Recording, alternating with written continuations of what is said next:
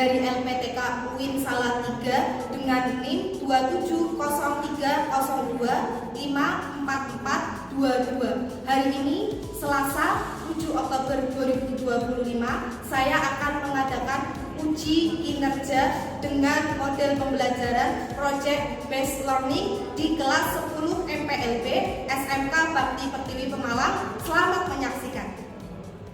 Bismillahirrahmanirrahim. Assalamualaikum warahmatullahi wabarakatuh. Waalaikumsalam warahmatullahi wabarakatuh.